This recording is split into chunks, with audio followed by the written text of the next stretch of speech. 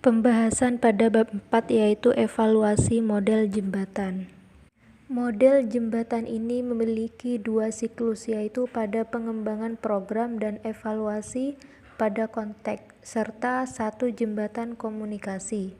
Pada siklus evaluasi, pengembangan program konseling akan perencanaan dan penerapan berbagai strategi, intervensi dan program, pengawasan dan penyelarasan program-program tersebut, dan asesmen hasil yang sebelumnya telah teridentifikasi.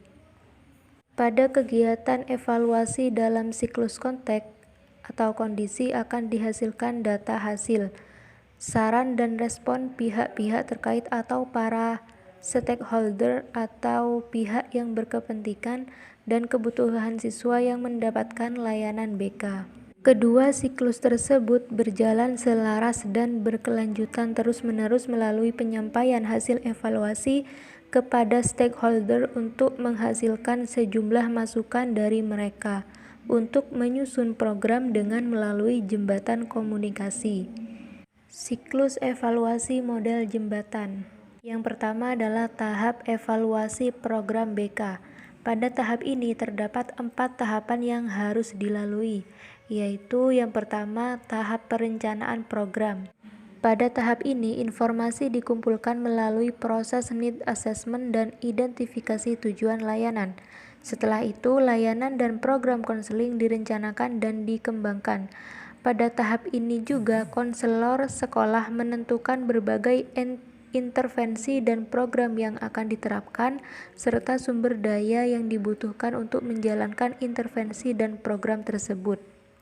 Pada tahap ini juga, konselor sekolah juga perlu membuat perencanaan yang seksama terkait dengan cara yang akan mereka gunakan untuk menilai hasilnya, dan cara yang dapat digunakan untuk menilai hasil mencakup instrumen prapasca, indikator performansi, dan checklist. Yang kedua, tahap implementasi program. Konselor sekolah mulai melakukan program dan layanan. Tahap merujuk pada evaluasi formatif karena penyampaian atau pemberian layanan dibentuk dan oleh masukan dari siklus konteks. Yang ketiga adalah tahap penyelarasan dan pengawasan program. Pertimbangan kesesuaian seluruh masukan juga perlu dilakukan.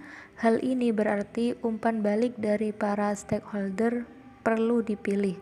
Program intervensi yang terpilih akan menjadi program yang dijalankan oleh guru BK. Pertimbangan pemilihan tentu mempertimbangkan kondisi sekolah dan kesiapan guru BK. Yang keempat adalah tahap asesmen hasil pada siklus evaluasi program. Setelah melakukan 3 tahap, konselor memiliki data konselor. Keterbatasan konselor mungkin dijumpai untuk melakukan analisis dan interpretasi data. Oleh karena itu, guru BK dapat melakukan diskusi dengan guru BK yang lainnya atau dengan kepala supervisi mereka. Dan penggunaan teknologi juga direkomendasikan untuk menganalisa data seperti Microsoft Excel. Itu akan dapat membantu mempercepat interpretasi dan presentasi data. Yang kedua adalah siklus konteks data. Pada tahap siklus ini dilakukan pada 4 tahap, yaitu yang pertama, tahap umpan balik. Konselor sekolah dengan aktif mengumpulkan umpan balik berdasarkan pada hasil yang telah dikomunikasikan. Ketika pihak yang terlibat merasa mereka memiliki hak untuk bersuara atau memberi saran dalam perencanaan dan penerapan berbagai layanan yang diperlukan, mereka itu cenderung mendukung usaha-usaha dalam meningkatkan layanan tersebut secara berkelanjutan. Yang kedua adalah perencanaan strategi pelaksanaan. Konselor sekolah akan mulai melakukan perencanaan dengan menggunakan sejumlah masukan dari stakeholder. Strategi pelaksanaan mencakup pengkajian ulang dan revisi misi dan tujuan dari program konseling sekolah secara menyeluruh.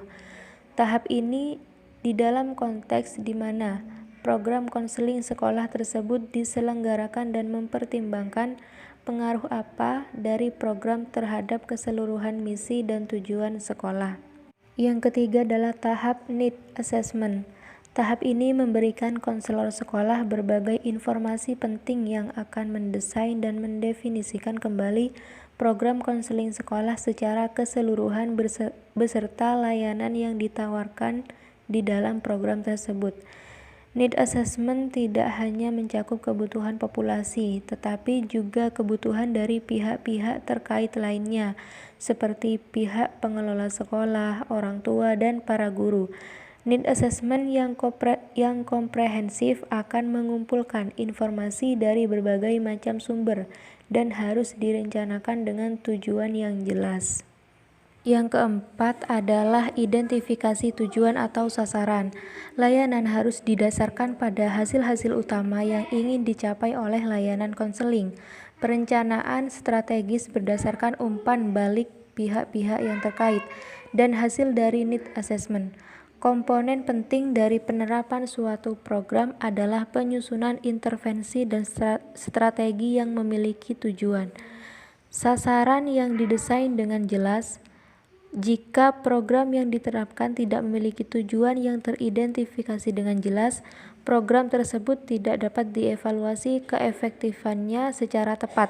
Ketika tujuan layanan telah terbentuk dan teridentifikasi dengan jelas, maka seluruh siklus evaluasi akan dimulai lagi dari siklus evaluasi konteks konseling dengan memberikan umpan balik kepada perencanaan program pada siklus evaluasi program konseling.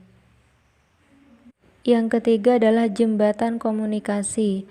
Pengelola sekolah, orang tua, pegawai kantor urusan pendidikan dan konseling, konselor sekolah lainnya, dan para guru adalah pihak-pihak yang dapat dijadikan masukan penting pada pencapaian keberhasilan siswa. Komunikasi antara guru BK dengan stakeholder menjadi aspek penting dalam Bridge Model. Guru BK yang mengkomunikasikan rancangan programnya dapat membantu konselor sekolah dalam mendukung layanan yang mereka berikan dan meningkatkan permintaan akan layanan yang diberikan pada siswa. Komunikasi hasil dapat berupa beberapa bentuk termasuk laporan, ringkasan, presentasi, dan diskusi.